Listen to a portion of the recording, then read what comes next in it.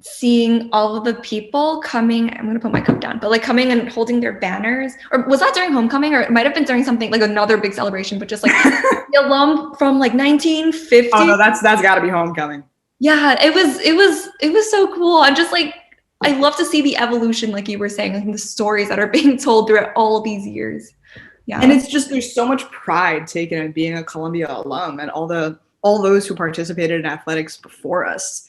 You know, for me, it's that recent class that those recent classes that graduated right before me. In 2012, the women's track program won an indoor conference title. So I spent 4 years, you know, trying to make them proud, knowing how much they did to support the program and make it better. And I spent my 4 years trying to honor that and make sure that I was doing my part to continue that tradition of greatness. Yeah, and keep up the legacy, for sure. I don't know if I succeeded. No, I'm sure you did. I do know I was really lucky in my 4 years. Yeah, and talking about like alum and just like getting to know recent alum too, do you think that the athletics alum community is like really strong, or kind of how does that differ from like the general alum community at Columbia?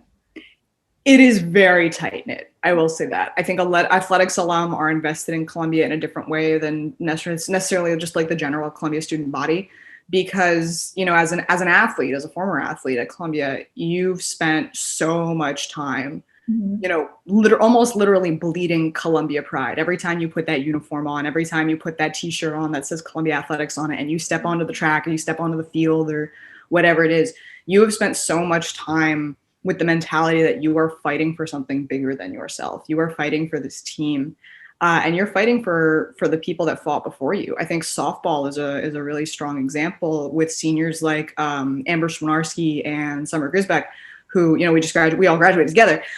They spent a lot of time cultivating a team atmosphere, and they did so well in our junior year. Their senior year was a devastating loss to lose it due to the COVID. But those girls that trained with them, that worked with them, they will always have that feeling of what it meant to make it to the Ivy League finals. They will always have that feeling of what it was to be successful as a softball team. And it will continue through the program because the investment from each person will continue onward. You know, and as they look back on those alum and the thing that those alum did, they're going to be even more invested. Fencing is the same way. You know, they've won multiple national titles. They've won multiple Ivy League titles. So the investment back into the program is very strong. Right. Yeah. And you mentioned COVID definitely affecting sports. How have you been dealing with that, or do you want to explain the general circumstance surrounding it? Sure. I mean, it's tough, right? It's very difficult to be a college athlete, or it's tough to be anybody right now, right? The world is tremendously uncertain. From an athletics perspective, we don't know if there's going to be a season in the Ivy League. It's looking less and less likely that there will be any spring sports, just by nature of the way the pandemic is trending. It's unfortunate, but I think part of being in the Ivy League is we know what the alternative is. If there were to be conference championships, or if there were to be competitions right now, the risk of increased transmission would grow greatly. COVID is no joke. It is really dangerous, and there are a lot of people suffering tremendously in more ways than one. So I think the Ivy League is being very vigilant in making sure that it doesn't get worse, not just for the sake of making sure the athletes don't get it, but making sure that people surrounding the athletic community don't get it, because there are people at risk, whether they're immunocompromised or they're in that more susceptible age bracket. Athletics perspective, again, it's hard to not know what you're training for. And I have spent better part of a year at this point training to get down here at Rice. And I'm really, really lucky, because as of right now, it's looking like we're going to have a season. We're going to have an outdoor season, but you know, there's a price on it. The conference is shrinking the numbers of people that can go to conference, which means that it's going to be harder to make the roster. It's going to be harder to make the bus or the plane that goes to the championship meet. It's going to be harder to get people into meets at times. There's going to be limits on where you can train, the facilities, how frequently you can train. Right now here at Rice, we have every day we have to do a symptom checker every day, or we have to get COVID tested twice a week. So there's a lot of cost accrued by the university to make sure that everyone is being safe. So again, for athletes, it's hard not knowing what you're training for if you're going to get to compete. But again, this is what separates the gems from the rest, right? This is what brings you the creme de la creme, is the people who know that eventually this will pass, or the people who find ways of making it work. Obviously, it's not necessarily possible for everybody, but it can happen. It can happen. And I've seen a lot of former teammates at Columbia, current teammates at Rice, who are putting in work every single day to wait for that day that, you know, the conference comes back, the season comes back, this meet is happening. And they're going to get on those runways, they're going to get on those tracks, on those fields, whatever it is, and they're going to pop off because they've invested the time and they've invested in themselves to be great. Yes. I'm like, Maryam, you could be a motivational speaker. Or like, definitely, because I feel so like hopeful now and just like optimistic. I think that's a good mindset to have as an athlete, or as like a person in general, just to look for the light at the end of the tunnel. It's key. It's key. And one of my high school coaches, I learned a ridiculous amount from him, and I'm very grateful for him. His name is Mike Pisciuto. And he had a motto, he still does, that is, we always get back up. And my college roommate, actually, Gianna Vera, gave me this bracelet, which says we always get back up on it. And you can't really see it. After I was injured my sophomore year. So she sent it to me as a birthday present. We always get back up. You know, you can't let anything just knock you down, and you can't stay down, because one way or another, a new day is going to come and you're going to have to face the challenges. So you face them, you take your hits, however they may come, you get back up and you keep going, because you have to, because something better will come your way. Definitely. Yeah. And when you're training, do you view yourself as your biggest competitor? Is that like the mindset that you have? Yes and no. Yes and no. So I don't believe in perfect. I believe that to attempt to achieve perfect is a flawed mentality. I believe in better, because you can always be better, but you will never truly be perfect, right? So for me as an athlete, that means that every day I can do a little bit more to make myself better as an individual, as a student, as an athlete, as a Muslim woman. There's always more that can be done. So for me as a track athlete, that means that when I step on the track, okay, I can adapt this part of my step, I can adapt this part of my run, and I can keep making those changes to make myself better. That being said, athletics is a competition. So when I step on a runway and I see someone that isn't wearing the same uniform as me, I'm going to try to beat them. That's funny. Yeah, I know. I think that's good. That's a good, I mean, definitely it is a competition. You're running, you're vying for first place, or as close to first place as you can. And I like that. It's like, it builds the school spirit. I mean, you're like, you have your Pantone 292 on you and you're looking around. You're like, I have to be that person. No, but that's a good way to put it. I like that. You can never be perfect, but you can always be better. Exactly. That'll be our quote for the day for this episode. Yeah. And I guess focusing on, we kind of always end on a more, if it's a Columbia episode, we'll end on more Columbia specific questions. So I guess we can get started on that. So Maryam, what is your favorite Columbia tradition? Columbia tradition. You know what? I love homecoming. I just love homecoming. It's so much fun. It's a great opportunity to see so many people in so many different ways, and, you know, seeing that Columbia pride shine through. Yeah. The whole campus is Pantone 292, all blue. Exactly. Primal Scream's not so bad either. Have you gone? Have you done it? I have done Primal Scream a handful of times. It is very cathartic. I think it was a night before my physics or one of my finals not even last one, like the 2019 winter. And I was gonna go to sleep, and then I heard it, and I lived in Hartley, and so I just came out and I filmed it. And it was like, this is for the memories. It feels really good, because when you've got all those exams piling up, all those papers, and you just step out on the college walk, you step onto the quad and let out a giant scream. You know, you can go back inside and be like, okay, I'm ready. I think it was my sophomore year. I finished a paper the night that Primal Scream was, and I finished it around 11:30. So I went outside I lived in McLean at the time, so I went outside and I walked, and I started to hear the screams around this close to midnight. And I got there just in time, and I let out my screech, went back home, went to bed, woke up the next morning, and started writing the next paper. Do rest and recovery after the... Exactly. Exactly. Nice. All right, next question. Five Guys versus Shake Shack. So Shake Shack, hands down. Hands down? Why? There's just something about a fried chicken burger that's really good. And the shroom burger is really good. Yeah. Oh, I've never had that one. Oh, it's so good. Yeah? Okay, I'll try that next time. There's nothing bad about a fried mushroom. Like health and then the fry. Yeah. Anyone who says athletes eat healthy, look, we have our vices, okay? Yeah. Do you like Columbia dining? I do like Columbia dining. Mm-hmm. Buff Chick Thursday was probably my favorite day of the week. Which Thursday? Why? Buff Chick Thursday, because Ferris would always have buffalo chicken wraps. Yeah, so that was a thing. We'd get out of practice and we'd get back on the 205 or the 235 shuttle from the Armory, and we'd go straight to Ferris, and I think we'd each scoop like 2 or 3 sandwiches because we were so hungry.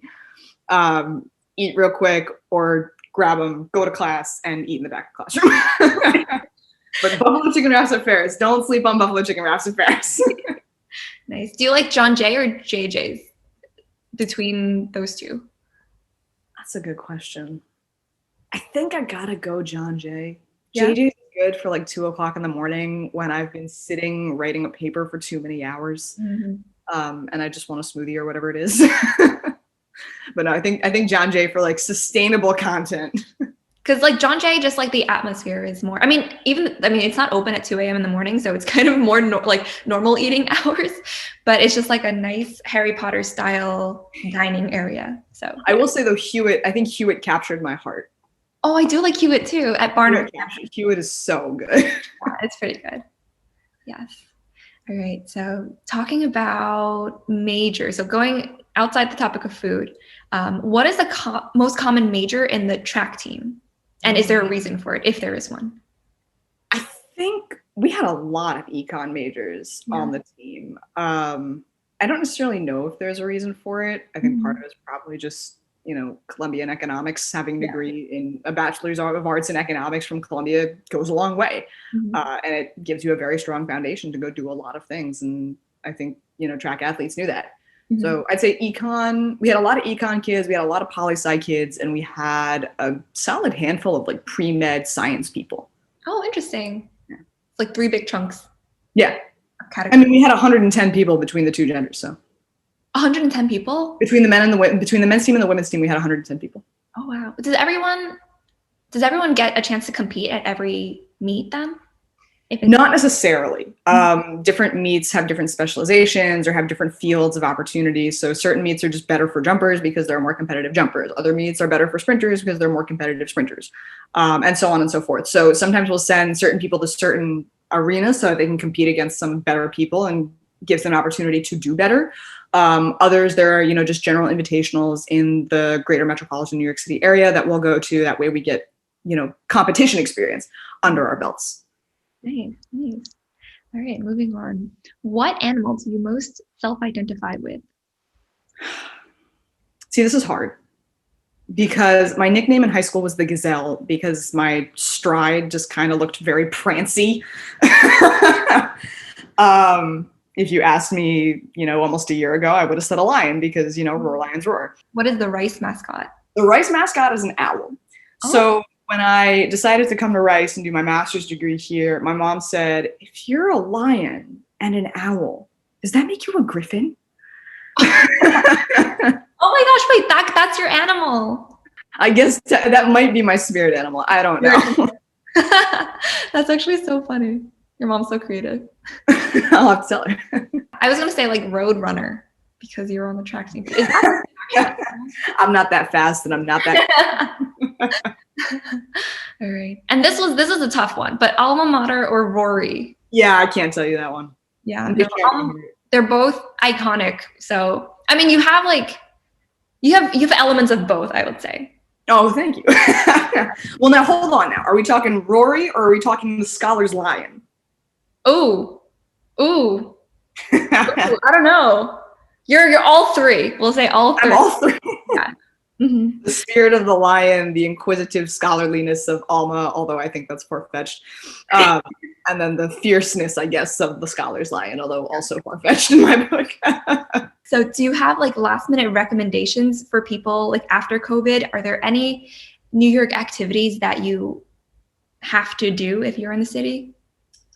Ooh, that's a good one.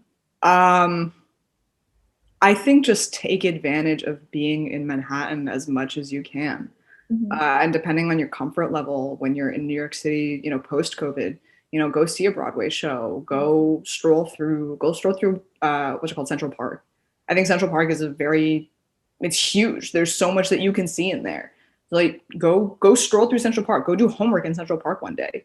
Mm-hmm. Don't be afraid to get off campus and go explore the city. There's great food. There are great museums. Go down to Wall Street and go look at the Federal Reserve because it's a really interesting building. Go see the Flatiron Building. Take advantage of being in Manhattan, because I can tell you that now that I am out of Manhattan, as much as I really love Houston, and I do love Houston right now, I miss Columbia and I miss Manhattan. Mm-hmm. Just, I think because I will always have that nostalgia of being there and getting food at 3 o'clock in the morning. Definitely. And do you have any last minute advice for people who might be recruiting for track now? Don't be afraid to ask questions. Really don't be afraid to ask questions, because, and this is, again, one of the best pieces of advice that my high school coach at the time gave me. I don't remember if it was Mike Picciuto or Chris Woodford, both of whom amazing people, Rich Miller as well. They told me, all college coaches to some degree are salesmen, and to some degree you too are a salesperson.